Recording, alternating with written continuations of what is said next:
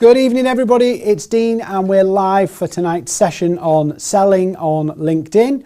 I might have a guest with me tonight. We're just working out the logistics kind of over there.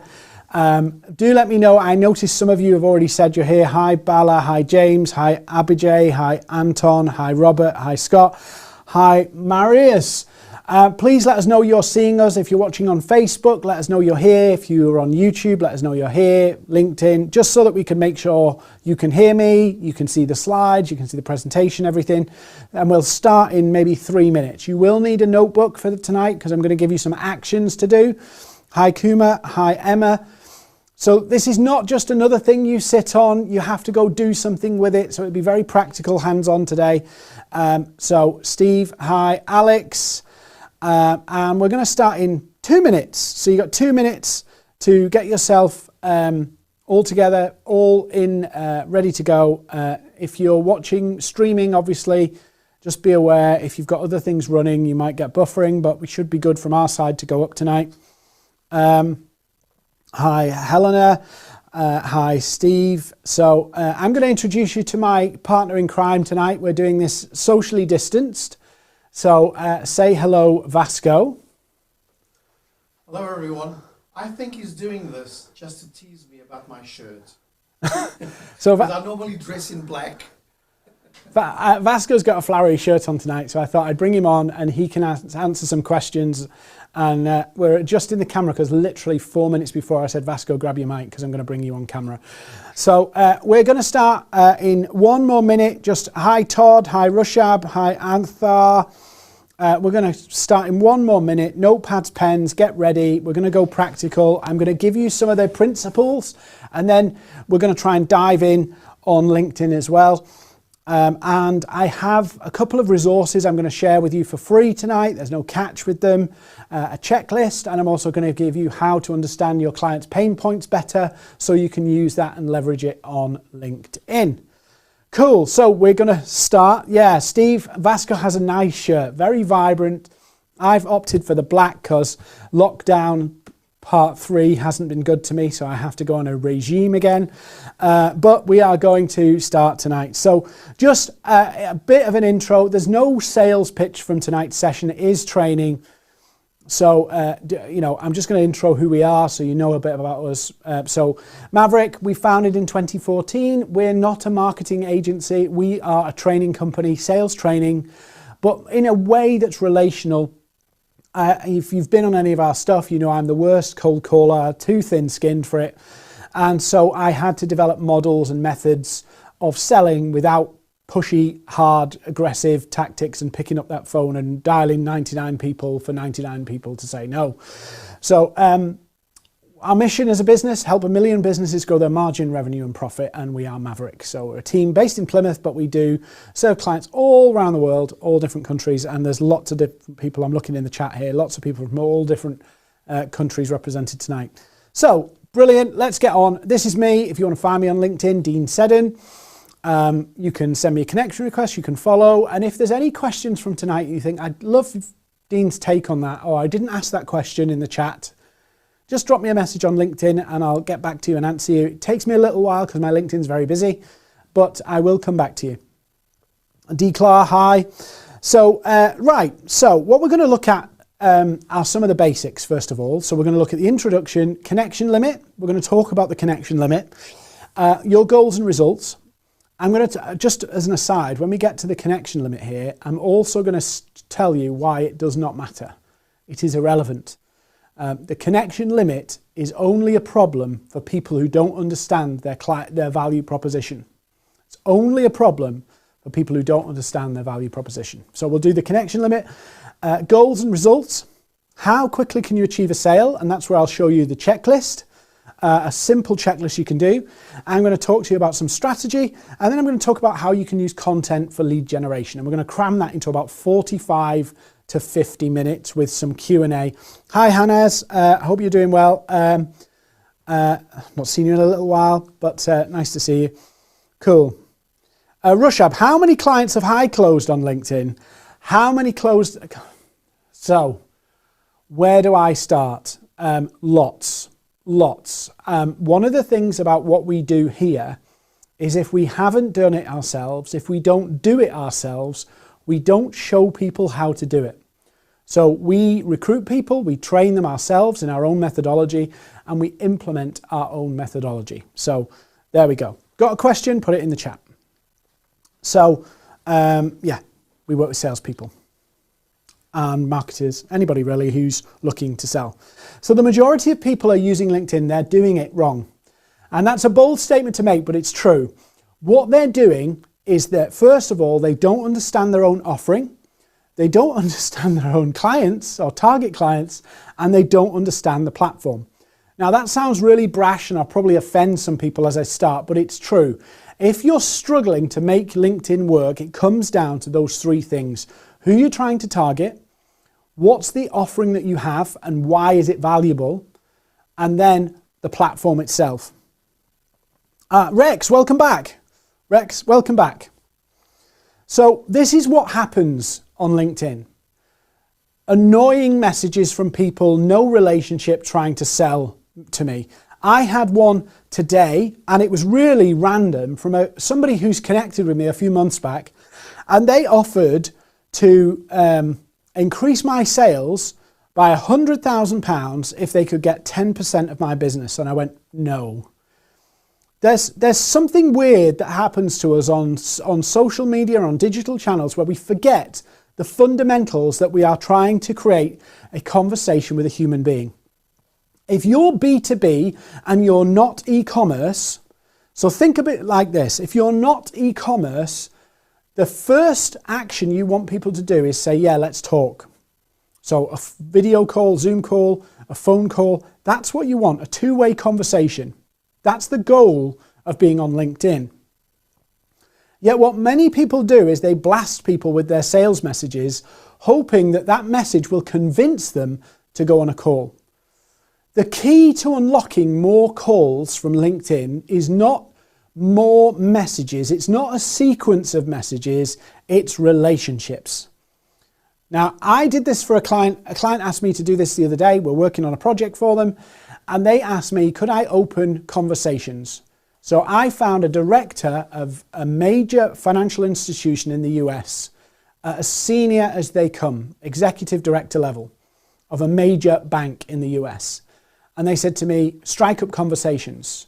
In the space of 4 or 5 days, I had a two-way conversation, actually maybe 7 days actually, because there was a bank holiday in between.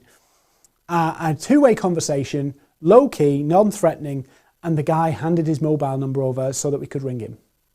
It's all about the relationships. That's why you won't need the 100 connections to make sales. You only need the 100 connections if you have to churn to make sales. It's all about relationships.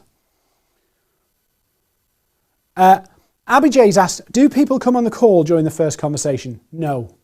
No.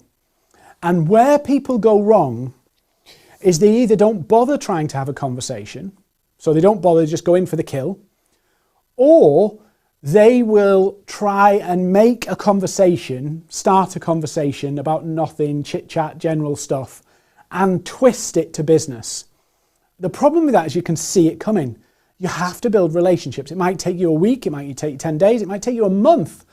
And I know some clients we're working with, training and coaching, they're working on an account that's worth over £1 million, but they're working on it not because they want to get the sale and the meeting today. They'd love that, but actually they know if they push so hard and do some of these repetitive, just following up, just circling back stuff, they'll end up in a situation where they burn people, where they go, not interested, no thanks.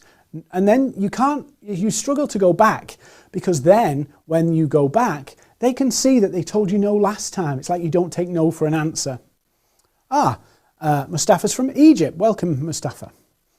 So this is what, typically, this is a lead generation agency's model that I'm showing on screen. And when you look at it, this is typically what goes on. Now, the 100 connection limit kind of broke this, because now it's forcing you to be more sophisticated and more relational in your LinkedIn strategy. Instead of going, I'm going to send a load of messages, copy and paste, and we'll get something out of it, you've now limited by how many you've got. You've got to nurture and earn a reply. Earn a reply. So it's a broken process, and we're going to see more people start to realize and wake up that you have to build human-to-human relationships. John,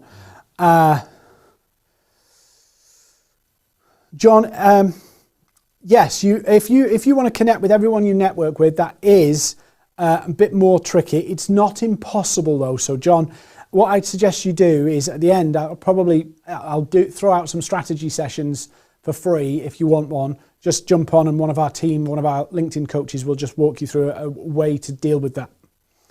So let's ask. Yes, Rex, we heavily push relationship massively. It's not, let me put it in this context. I was on a live session with another company. They were interviewing me for one of their podcasts, and I said to them, personal follow-up is huge if you can do it right. In terms of revenue, it's massive. The goodwill you get from being personal is unbelievable. So why do people not want to do it? Well, they don't want to do it because it's time consuming. But let me tell you this, it's time consuming doing anything that you do. This is just a more efficient and better use of time. I put a post up the other day and I said, would you rather spend 60 minutes to get a client, one client, or 90 minutes to get a client? 60 minutes or 90 minutes? Which would you rather spend the time? And everybody opted for the 60 minute because it's faster. But sometimes we confuse volume for efficiency, speed for efficiency. It's not the same thing. You can send, and LinkedIn tells you not to do it, and I agree with them. You could get a robot now, and they could send a sequence of messages, and you could fire out hundreds every day, and you will make sales. Yeah, you will make sales. The problem isn't that you've made sales, it's the sales you've lost, the sales you've not got because you went down that road.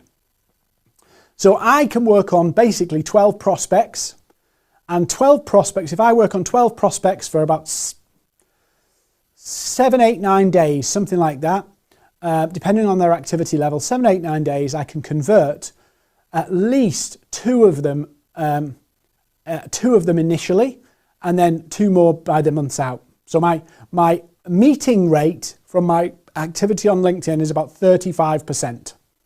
Yeah, 35%, and then it's down to the team and us to convert them based off all our activity on LinkedIn, just LinkedIn. So this process doesn't work. Yes, Athar, absolutely right. If you build and nurture relationships, you get a better quality sale. The vast majority of people are running on a strategy of volume because they want time efficiency. In other words, they want to be able to do something else. What I'm saying to you is that revenue and sales is probably the most important thing in your business, and you should focus on that and pay somebody else to do the £8 an hour, £10 an hour admin task that you're not able to do because you're doing this. So relationships. Jeff asks a question here. You're building relationships so that you can earn the business conversation. I'm going to sneeze, sorry. First time for everything, excuse me. Chris is asking, with the connection limits coming into play, do you think LinkedIn wants users to start using more in-mails? Considering we can send out 30 plus a day to open, or maybe pushing to run more ads. So Chris, I think it's a mix. I think LinkedIn wants to drive ad revenue, number one, obviously. Yeah. Number two, LinkedIn wants to improve the quality of outreach. So if you think about it, one of the pet hates of LinkedIn, and I understand why, is automation.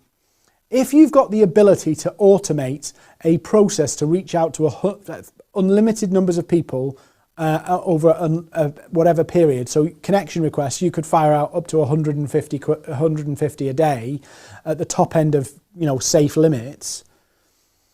If LinkedIn brings it down to 100 a week, what does it do? First of all, the lead generation agencies, the ones that churn messages, suddenly find that it's difficult to run their business model. So they've disrupted the business model of the lead generation agencies. Number two, it improves the quality of the outreach. Now, why does all that matter? Well, if LinkedIn's inbox gets to the point where people don't bother with it or ignore it totally, I mean, people somewhat ignore it now, but really ignore it, you end up in a situation where that functionality disappears, and then the allure of a paid subscription for LinkedIn disappears too. So I think it's a mix of the three. Okay, so let me just run on.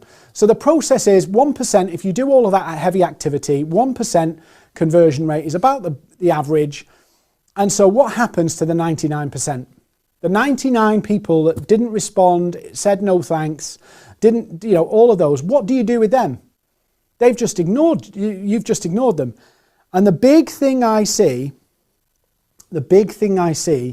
the 99% is you can nurture them over a longer period of time, build relationships. So if I work on 12 prospects at a time, I will convert 2 of them into a meeting immediately, 2 of them by the end of the month into a meeting.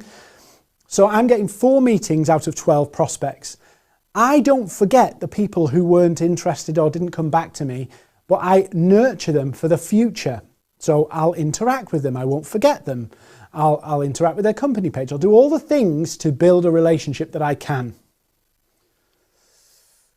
So in other words, what I'm saying is don't deploy a strategy that doesn't work 99% of the time. 99% of the time it doesn't work. And some people watching this will be going, well, that's the 100 connection limit. How can I get round the 100 connection limit? That's not the right answer. The answer is not how do I break round LinkedIn's limit? It's how do I work within LinkedIn's limit? If it's 100, how do I make those 100 really sing? The more interactions, the more relationships you build, the easier it will be to actually make it successful. So my success rate on LinkedIn, roughly in terms of sales, is about 20%. It's quite hard to track, to be honest with you, because some people come back later. So I had a prospect I worked on for 3 years. They came back in 2020 and they spent a lot of money with me, and they're a long-standing valued client now. But I can't reverse engineer my success rate from back then. But it's about, I reckon it's about 20% on face value. There will obviously be a residual benefit from the content. Some quick stats here, by the way, just before I go any further. 49% of prospects will evaluate a person's content to decide whether to connect with them. 49%. So when you send a connection request, one of the first things they'll do is they'll evaluate your headline and your profile picture that shows up with the connection request. If it's interesting, they'll check your profile, and then they'll check company content to decide whether they should accept or reject your connection request. We know full well that a rejected connection request can end up leading to a restricted profile. So be very careful about who you send connection requests to, because rejections can damage your account. So let me ask you this, and I'm not trying to trick you here. We are going to get into LinkedIn in detail in a minute. Let me ask you this. How much is one sale worth to you? And if you come back to me and say, well, it all depends. Of course it all depends. I could have a client who buys something for £500. I could have a client who buys something for £50,000. But what's the target sales that you're trying to achieve? You're not going on LinkedIn to sell lots of 500 quid products.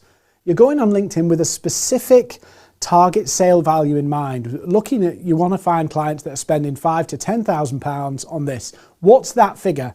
Because this is where it's important that if you spend the effort, you start to see how it works. And actually, selling a 5k product is as easy as selling a 500 quid product. Yeah. Most of you watching this, I'm not watching, well, I am, I'm seeing myself in the monitor here, but most of you watching this, you will end up having to have a meeting with the prospect to confirm a sale. You're not an e-commerce business.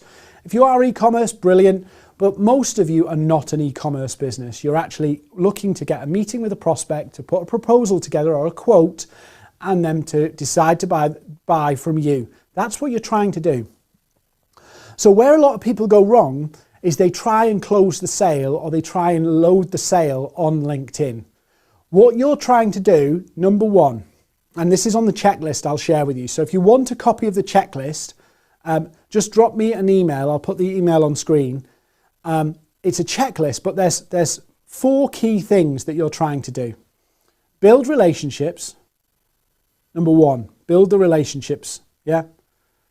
You're trying to engage people and create curiosity.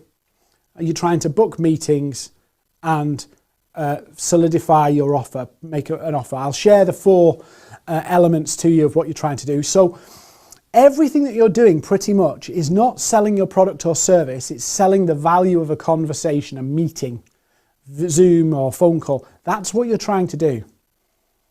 So sometimes what we can do is in our enthusiasm to sell the product, we actually try and sell it there and then, when really what we're trying to do is create a 2-way relationship where they go, yeah, let's have a call, discuss it, find out what it's about, tell me a bit more, see if it fits. Or that's what we're trying to do. Rex, yeah. So start writing these numbers down. What's the target sale value you're looking for? And the reason I'm asking you this is because it helps you define who you want to sell to. So if you suddenly realise that your target sale is £10,000 and you realise that you need an X number of inquiries to convert a sale, you start to know, okay, how many people do I need to be building relationships with? How many people do I need to be talking to on a daily, weekly basis? You can start to map out what your activity level looks like. So how many inquiries do you need? What do I mean by that? So let's say, for an example, you build a relationship, you create the curiosity, you get a meeting, you put a proposal together, and you as a person have a rate of closure. Is that rate 30%? Is it 50%? Is it 75%? You will know if you get one person who goes on a meeting, there's a percentage of those people that come on meetings that will actually buy from you. What's that percentage? Because if you've got a quota, let's say your product's £10,000, and you've got a quota to hit £50,000 a month in sales, or £100,000 a month in sales, it's no good talking to one person. It's no good talking to 10 people. You need to create relationships with a lot more people, in which case LinkedIn needs you to spend more time on LinkedIn. I can guarantee to you, if you focus your effort on building relationships on LinkedIn, genuinely building relationships, and then start to ask people to speak with you and have meetings with you, once you've published content, because the content can do a lot of work for you in terms of pre-selling and showing your value. If you do that, you'll actually be able to hit your sales target. I've got a sales team here at Maverick. They have to do what I'm telling you to do. Yeah, they have to do it for themselves. So one of our team, we've got a new member of the team who's come from a marketing agency background, and her job, I'm sure you'll meet her on one of our lives on LinkedIn, her job was to make 100 calls a day to sell social media, 100 calls a day. Yeah. Now, when she joined, I said, there's no more cold calling. You're not allowed to do it. You have to do exactly what we do. And she's really excited about it because she actually gets to talk to people and build relationships, albeit that urgency, that feeling of adrenaline rush of making the calls and doing all that stuff is gone. It's a different way of selling. It feels slower, but actually it's faster because you're shortcutting a lot of the wasted time on the nose. So how much time comes from how many inquiries do you want? Yeah, how many inquiries do you want? What's your goal with LinkedIn? So your goal, remember, your goal is to create conversations with interested prospects. That's it. You get to calls, and from the calls, that's where you can talk turkey. You can find out more about their business, and then you can intelligently present and show them how your service can help their business or your product. So you need prospects who need a solution. You need prospects who need you. Yeah. Too many people are firing out messages saying, do you need this? Do you need this? Do you need this? Do you need this?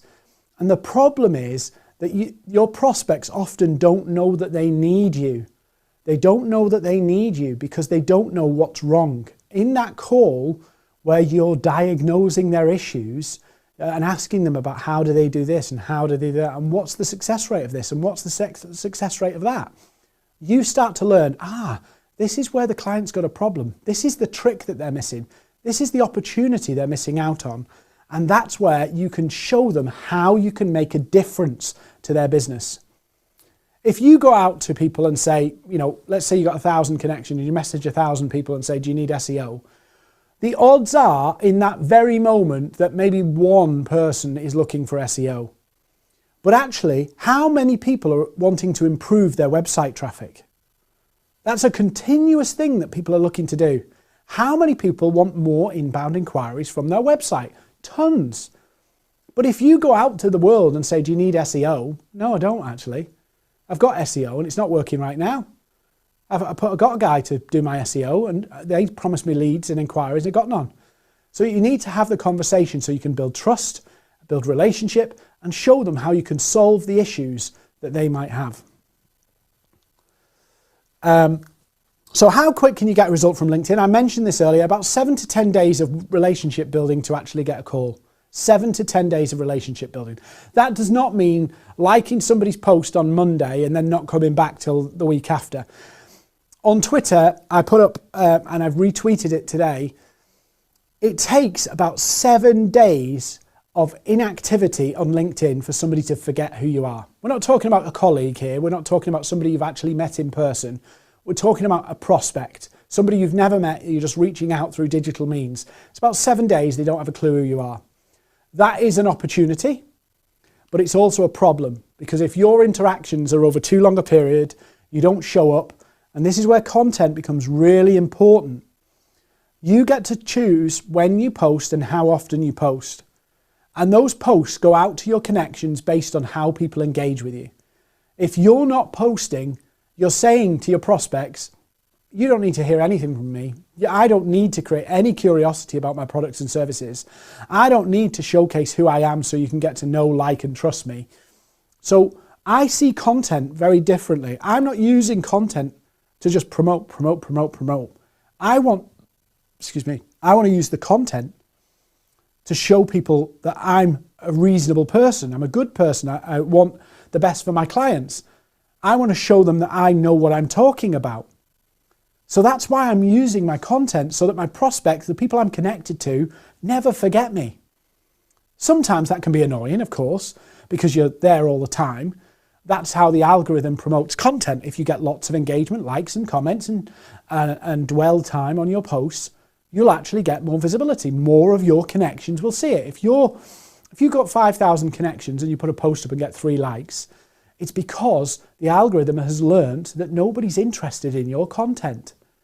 So changing your content and updating your content, and I encourage you, if you're completely new to LinkedIn, check out our LinkedIn Bootcamp. It's about 200 quid for 5 weeks of just essential training on content and connecting and all that kind of stuff. But it helps you get a foundation in content. So, 6 weeks is where you can really make this sing to the point where you've got a pipeline built. 6 weeks, and 13 weeks, 90 days is where it can really start to roll. But you have to focus. So I say to people, you should look for. It depends where you're coming from and what the size of your product is, but you should focus on 5 sales. 5 sales. Now, if you have to define your offer in that 90-day period, you might not be able to do the 5 sales in 90 days. So you have to figure out how you get your offer and the positioning of what you're trying to do nailed there. Scott, Scott said, so Scott, what you're doing is you're looking for people who have a need right now, and you're assuming, Scott, I'm going to pick on you and you can come and LinkedIn bash me afterwards, but you're assuming that there is a shortage of people who need you. And I don't know what you do, and we've never met, I don't think, Scott. When a customer has a problem, so I don't know if I've got it in the slide here, but we'll deviate a little bit. This is where we could do it with a whiteboard, actually.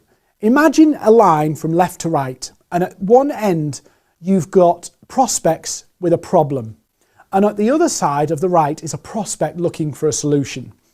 The people on the right hand side have decided they need SEO services. This is the criteria we're looking for, and we're looking for quotes.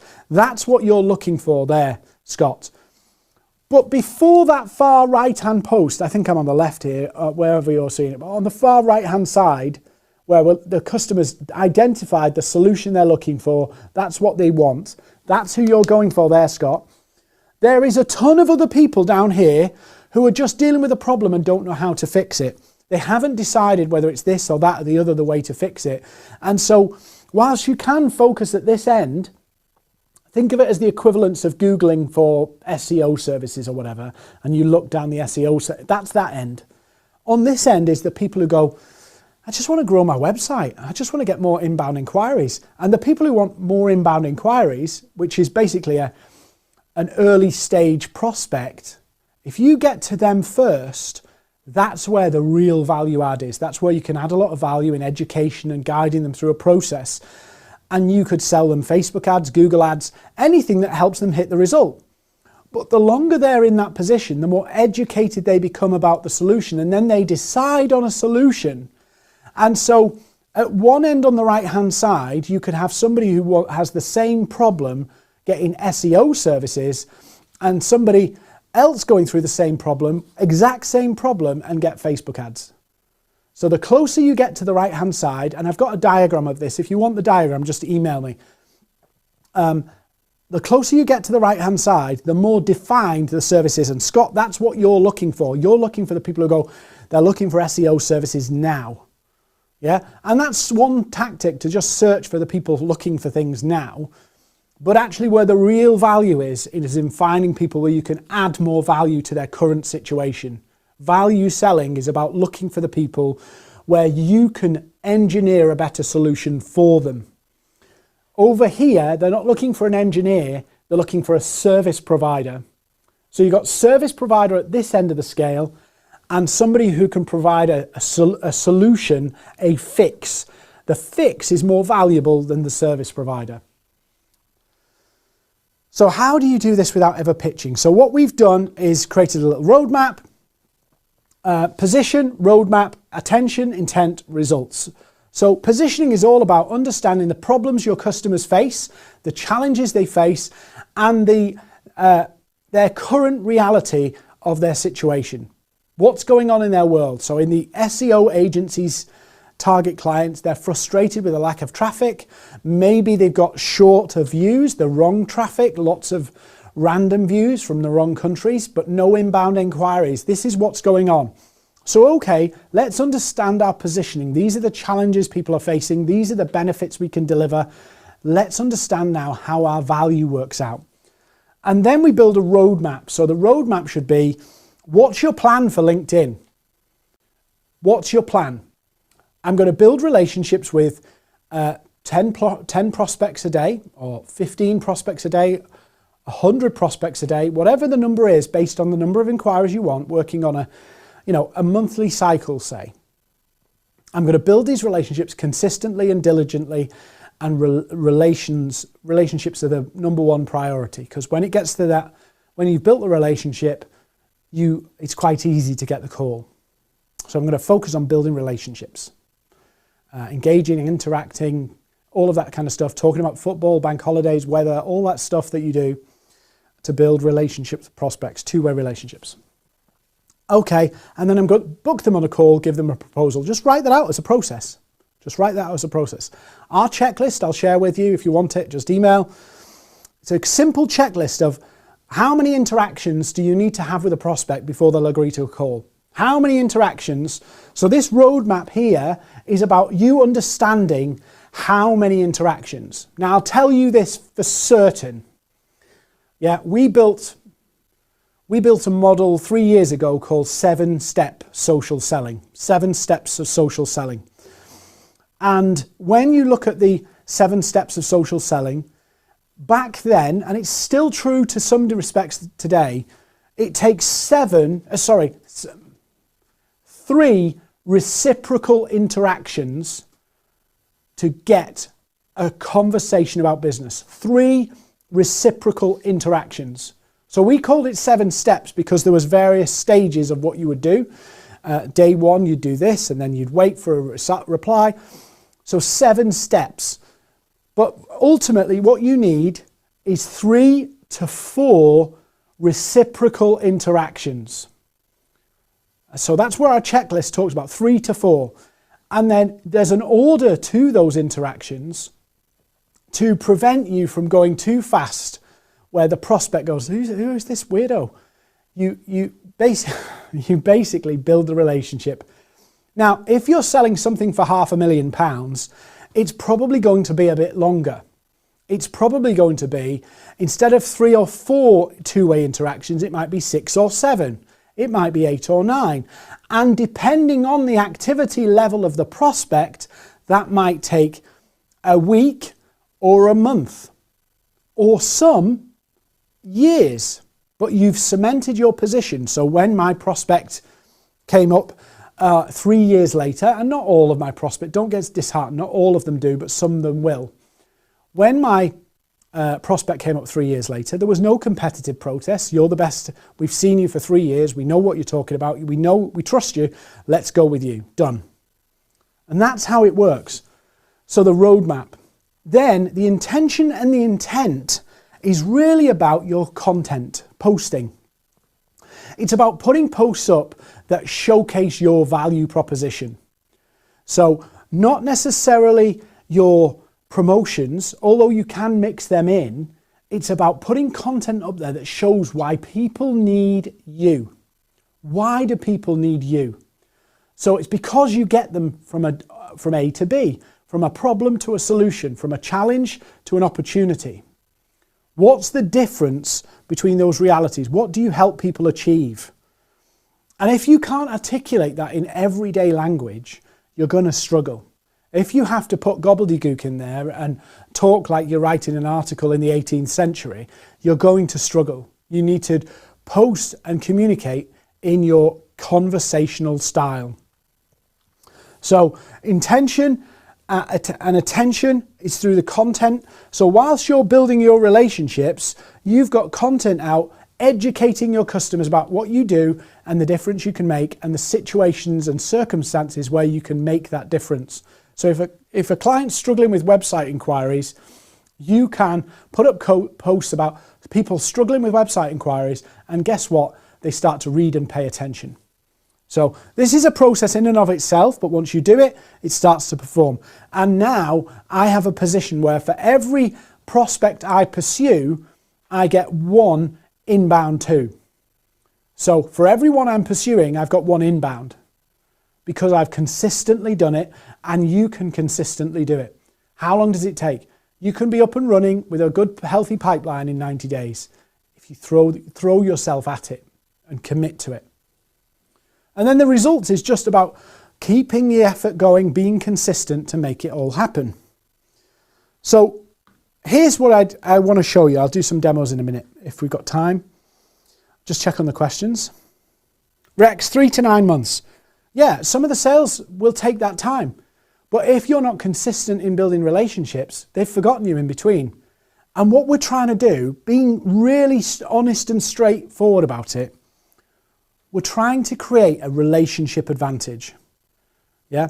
If you're trying to sell to a particular company, if you're trying to sell your products and services, we're trying to create a relationship advantage where you get the first shot. You get the first opportunity. You get the opportunity to speak to them before they go through the procurement process or before they even think about that. Maybe you bypass that altogether. That's what you're trying to do. If you're appealing to people just on the base of their need, you will go into a competitive process. We'll get 3 or 4 quotes, we'll review them based on a criteria we decide. Whereas if you get people at this end, where they're just dealing with a problem, you help them define the solution. You can help them define the solution. You can help them show them the best way, which is your way. So what I'd encourage you to do is start looking at who are your target accounts.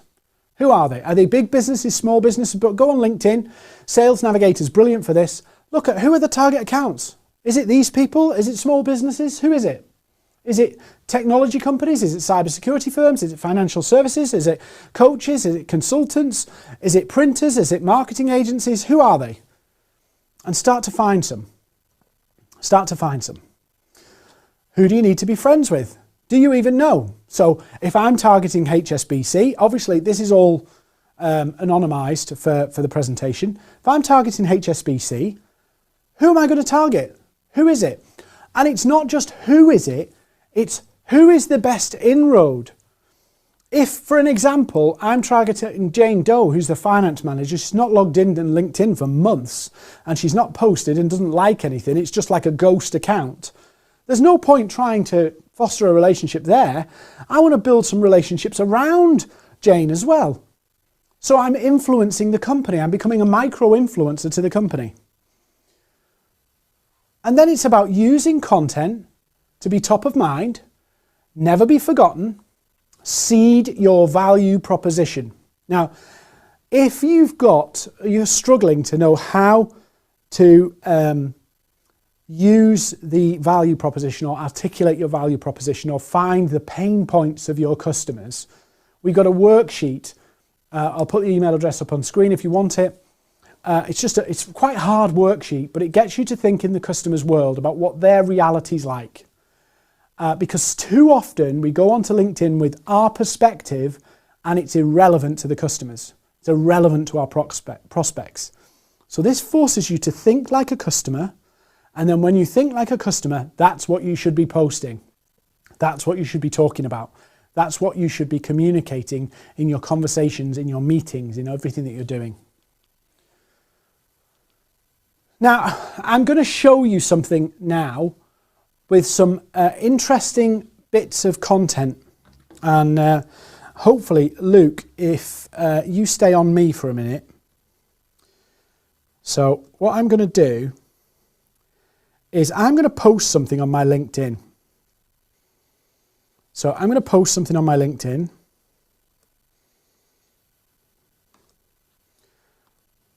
And I want you to go look at it.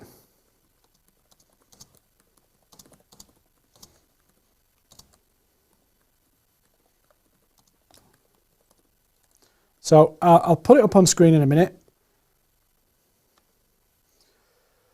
Right, so I want you to go find this on LinkedIn.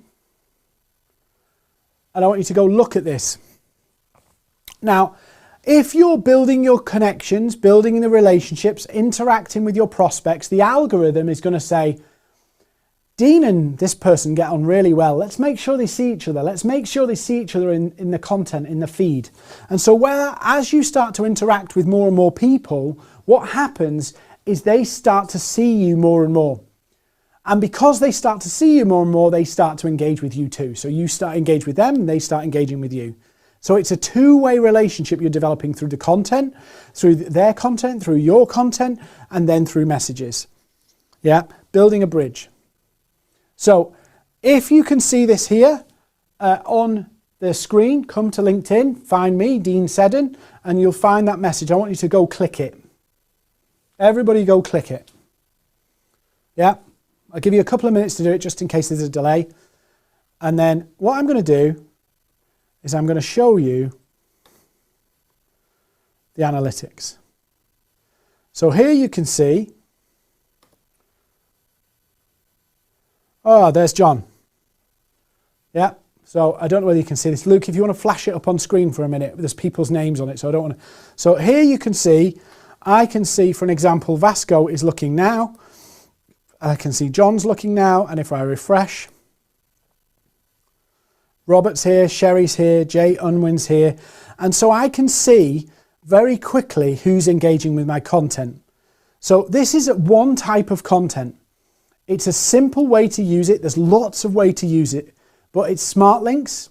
It's a feature that's part of an advanced part of LinkedIn Sales Navigator. It's not very expensive, but what you can do is use this as a tool on and off LinkedIn to, once you've built some relationships, start feeding these into your content, start feeding these into some of your messages, all personal, of course, and then you can track and see how long and who spent time on it. What does that mean? It means you can gauge the interest level, the intent level of the people before you reach out. Just one other tip on reaching out. There's lots of tools you can do to analyze how you can reach out to people. But one of the key things I do is I look at the people's profile. I look at their profile, I look at their profile picture, I look at their experience, I look at their role for two reasons. One, to find a point of relevance to build a conversation not about sales, about selling something. What's the point of relevance that I can build a conversation on? Have they been in particular sectors that I'm familiar with? Is there anything going on in their world? Are they sponsoring a charity? You know, all of those things to build relationships, have a conversation with people about. But I also look at the choice of profile picture. I look at the choice of their profile picture. Do they look like they're a judge on Dragon's Den, or do they look friendly? To try and judge the tone of any outreach and interactions I do. So if they're looking a bit goofy on their profile, like, yeah, I know they're a bit fun. If they're there like this, looking like they're, you know, the next star of The Apprentice, or they're replacing Lord Sugar in the boardroom, I know that there's probably a more formal tone. Not totally formal, not like an email, but it's a bit more formal than perhaps, "Hi Dean, how are you doing?" kind of thing. So that's key there. So I'll just pull it up again and show you. And see, James is here, Pierre's here, Maura's here, Ian's here. And ultimately what will happen is it will populate and it will tell me how long people have spent time on it. So I can see here Vasco spent 10 seconds and he watched the video for 10 seconds. And I can see Motu watched it for 9 minutes and Max here watched it for 30 minutes. So you can track how that works. And if you want the replay, I'll send it you as a smart link and I'll keep an eye on you to see how long you watched. So that's how it works. So there's lots of different ways you can do it. Lots of different ways to use LinkedIn to build relationships. And then meetings. Your goal is meetings. It's not sales pitches. Often people say to me, if I could just get them on calls, I know I can show them there's something that will blow them away and they'll need what we want. They'll need what we offer. So many times I hear that. And then when I look at what they're doing on LinkedIn, all of their activity is blast, blast, blast, blast, blast. You have to assume that your customers will never understand your product until you get into that meeting and you present it properly. You present the back and forth and interact with them and tailor the message based on how they respond to you. You have to assume that whatever you say, whatever you post, whatever you message will not do it justice. So don't try too hard to do that. Focus on creating curiosity so that they want to talk more. That's all you're trying to do. We're going to do some questions in a second because I think I did some questions at the beginning and I've probably derailed our time. So quick one on lead generation post. How to write lead generation posts. I teach this in our accelerator program of how to write these so that they bring inbound. They're very effective and they get more effective over time. The more you do of them, the more you learn and the more smarter you get at doing these. If you do it once and it sucks, that doesn't mean it doesn't work. It means you just have to refine what you're doing. So here's how a lead generation post works. Number one, it's focused on the pain of the customer, the pain of the customer. What is their pain? So very often what I do on my posts is I focus in on companies that are using cold calling. So I know my customers, I tackle cold calling a lot. You would think, why don't I present LinkedIn training and how amazing LinkedIn training is and how you can get sales with LinkedIn? Sometimes I'll do that, but very often my lead generation posts are focused on cold calling. Now I know because I've done enough of them that if I want to attract salespeople, I use Leonardo DiCaprio as an image. I know that works because I've done enough of them to know how this works. You do 3 or 4 of these, you know exactly how this works. And then it's just about improving it. So pain is the first thing. It's all about the pain, the current reality, the challenges of the customer. On my lead generation posts, I don't put any call to action on them at all. The reason being is I leave people hanging. I create curiosity to say, this is how you fix it. And then they come and ask me how to fix it. So they DM me, they call the office, they hunt out my email address on LinkedIn, and they send me a question and say, I've seen this post, can you help us? How does this work? All of that stuff. And I reply with, you're free for 15, 20 minutes and I'll jump on a call and show you and I'll talk to you about it. That's how I do it. Lead generation post. Structure. Make your post really easy to read. Short sentences, write it like a conversation or like a conversational tone. Stopping power. Visuals. Visual is really important. This visual attracts salespeople. Light, bright colours generally attracts people and gets people's attention. Big blocky text does the same thing. And the first 2 lines are a massive teaser for what's in this post. Keep people guessing. Stopping power. Staying power. Yeah? How do I get people to stay on this post for more than 10 seconds? Really important. Can you get people to stay on your post for 10 seconds? If you don't get people to stay on your post for 10 seconds or more, you will end up in a situation where your engagement and your algorithmic reach is non-existent. So you've got to get people to stay for longer than 10 seconds. And then finally, engagement. Ask more questions, you get more comments. Likes and comments are the thing that make social media work. You need them. If you don't get them, you don't get any reach, you become invisible. So what else? There's no pitch. A very light call to action. In other words, I help, very low key, or we've been working with hashtags. Hashtags. Don't use hashtags that you would put for your industry. If you're trying to target marketing people, use hashtag marketing. If you're trying to target finance people, use hashtag finance. Don't put, like, I will never use hashtag LinkedIn training. Never. Why would I promote my posts to my competitors? I will only use the hashtags where I think my customers are following. It's a bit of a guess, but I look for the big tens of thousands, hundreds of thousands, million following hashtags, and I focus on the ones that I think most likely my customers will be following. So that's what I do. There's only 2 lines of expertise in this post.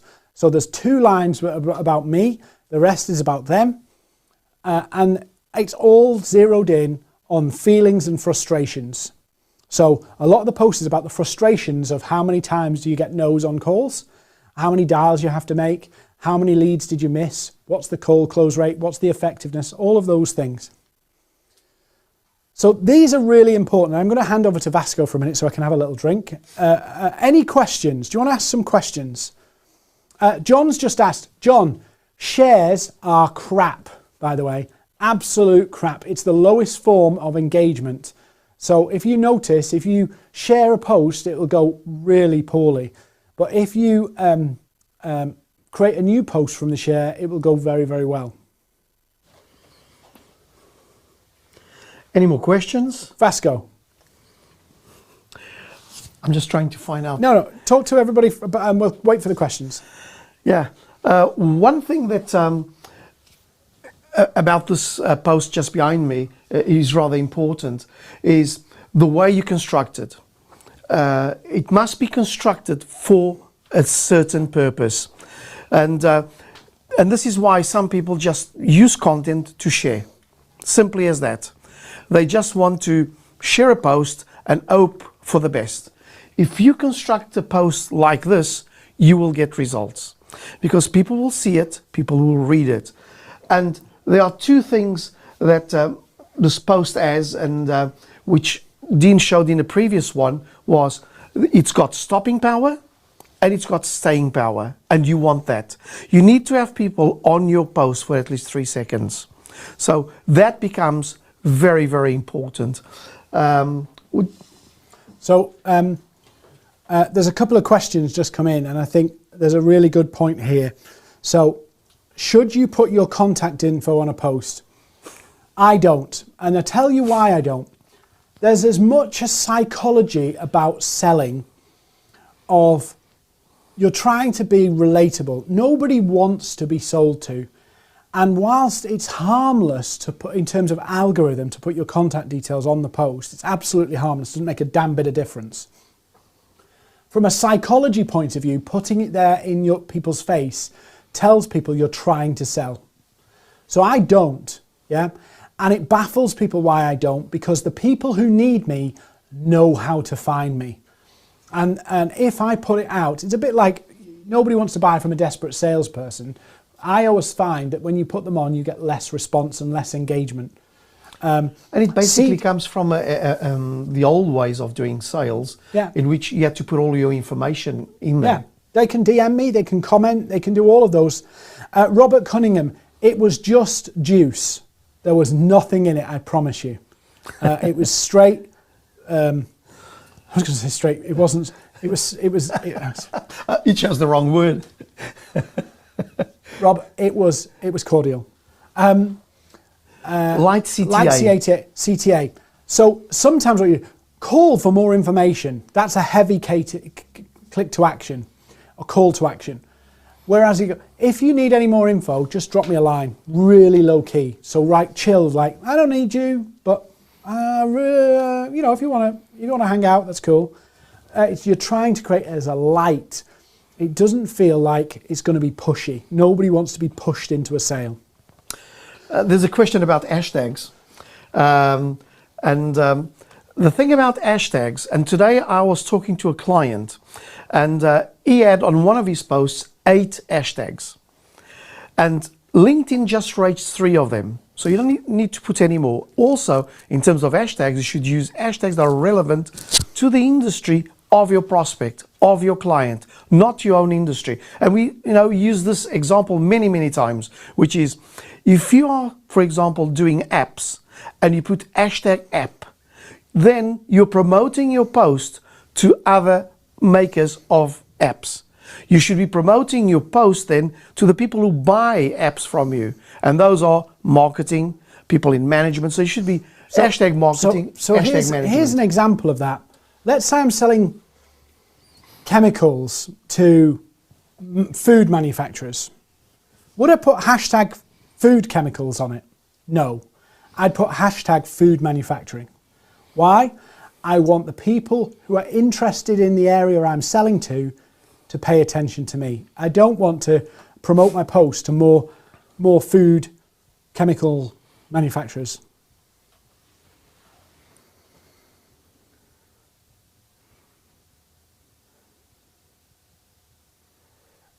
David Martin, actually, oddly enough,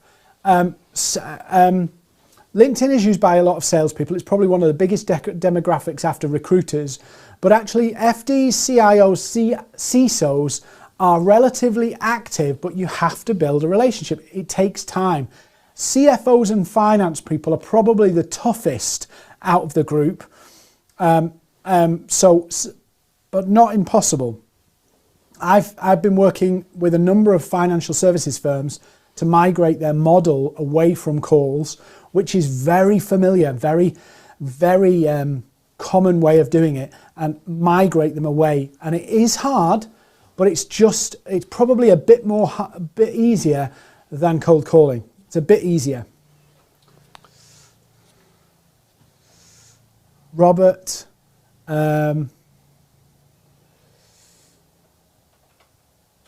yeah. Any other questions? So just as an aside, there's no sales pitch on the back of this, but if you want to find out how we can help you, or if you just need some more help, we'll give you a 20-minute free strategy call. We won't sell you anything, but if you ask us, we'll sell you something, but we're not going to push something on you. That's not how we work. So if you need a little bit more help, we give everybody a free 20-minute strategy session. All you have to do is email us hi@maverick.co.uk if you want one, and we'll do it. Rahul, we do have a profile optimization session coming up. If you email us again, we'll send you the details. Every single week on a Tuesday, bar in the summer holidays, we're going to have a little break. Every single week on a Tuesday night, we do these live, different topics each week, not just LinkedIn. So if you want to, you can be part of it. So CJ Johnson has said, what about hashtags for promoting my post to men and women, couples in finance, marketing?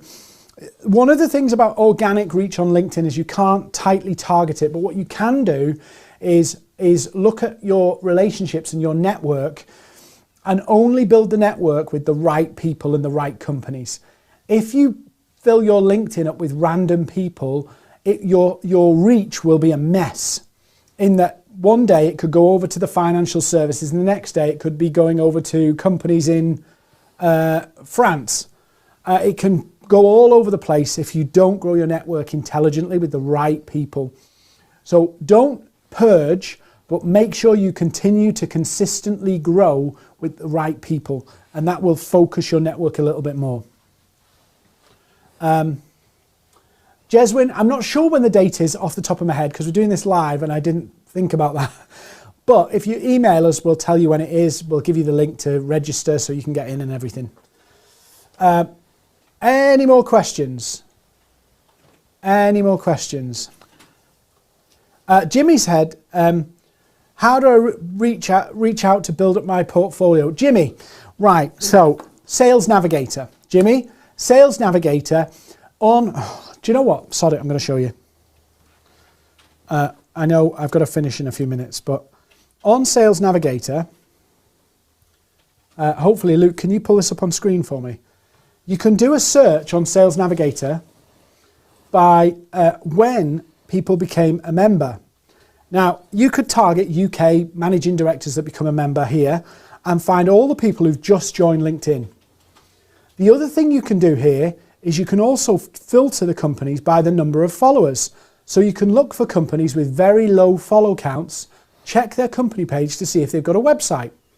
Find out who the managing director is. So I can see here, there's 1 to 50 likes on their followers on their company page, and I'll go to the United Kingdom. So there's 2 million company pages with less than 50 likes.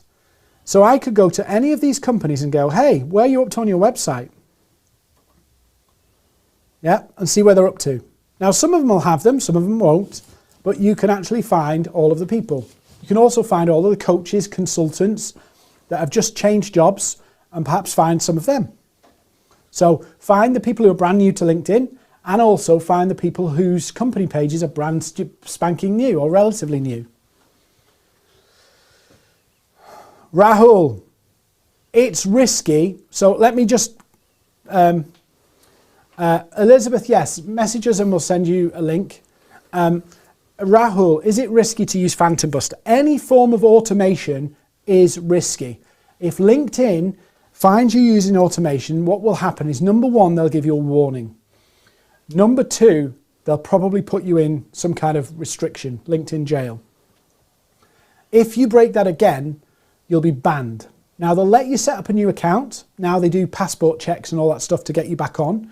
But some instances of people who've been repeat offending, or companies that have consistently been repeat offending, they actually ban them from the platform. And I only know of a couple of companies this has happened to, so I don't want to scaremonger you, but at the same time, it's a real thing.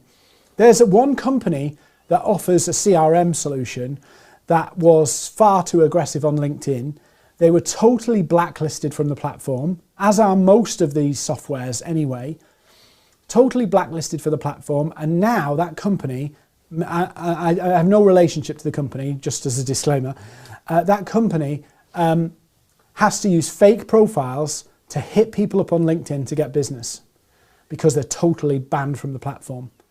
Now, sure, they're doing the fake profiles, they're probably getting some business. Yeah. Is it a great way to do business? Is it a great thing for your clients to see that, who is this person that's reached out to me? Does this person exist? No, it doesn't. Why doesn't it exist? Then you start Googling and realize LinkedIn banned them. There was a good question. Charles Stefano, from Stefano, who asked, if you are targeting a country like Italy and you want clients that are Italian, should you use Italian articles or should you use English articles to target those? And it's a very pertinent question, because if you're targeting just Italy and you just want Italian clients, then it also has to do with the type of connections you have. You need to have Italian connections and work with those, and then you can go onto an all Italian sort of content. because then you can speak in Italian, you can have Italian content for it, and then you'll be talking to them specifically to that market. If you're going to into international market, then you can't do it. It really is about the prospect's language. So what's the prospect's language? Because that's what you want to follow. If they're in English, it's English. If it's Italian, it's Italian. Oliver Colville, we'll put our email on screen, hi@maverick.co.uk. So any of the resources I've mentioned tonight, the checklist, the pain point document, you want to start a free session, absolutely fine. Just email us there, we'll send it through. Christopher McRae's asked, if you're changing industries, how do you build up credibility? Right, I'm going to tell you one of the most simple ways to build up credibility. So, Christopher, you may not have industry knowledge in the sector you're going in, so you feel a bit nervous of maybe talking about any specifics. Here's a simple way you can do it. Curate discussions about the industry. So don't form your own opinion about it, because you don't know, honestly, in some scenarios, you might not know the answer. But what you can do is go to Google, search for news about your industry, go to industry websites about developing news, and then literally post the link to the news.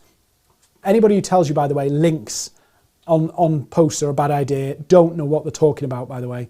Just go do it and watch what happens.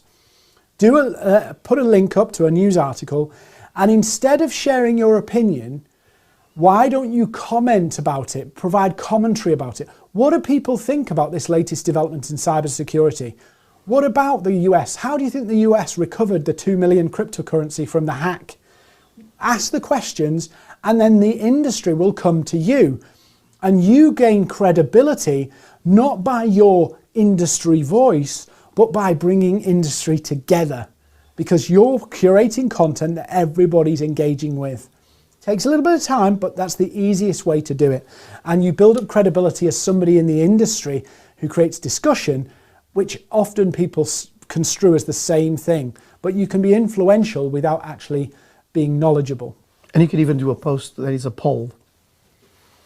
Yeah, you can do polls and just encourage the debate in your space.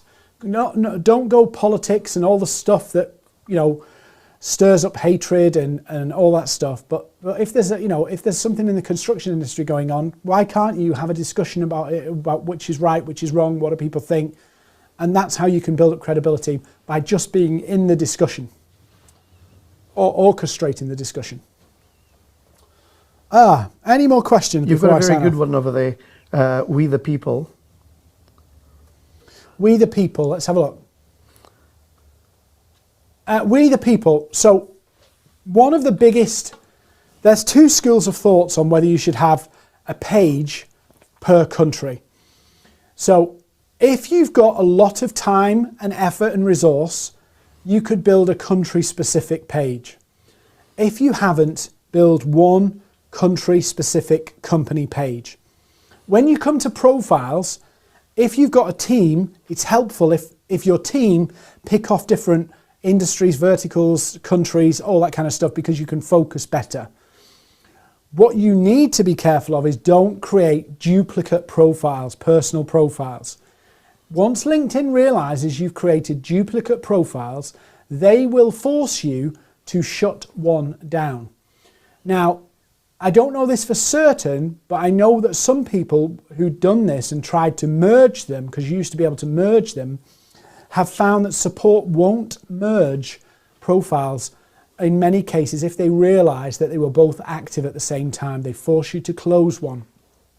The merging was designed for people who lost an account, shut it down, and then opened a new one by mistake, not for people to have multiple profiles of the same person. So if you do that, LinkedIn may force you to close one of them down or multiples of them down, and you end up with one. So you lose everything you've built. Thank you, James Kennedy. I hope I was useful. I think we got off to a bit of a deviation because the questions fired in thick and fast at the beginning.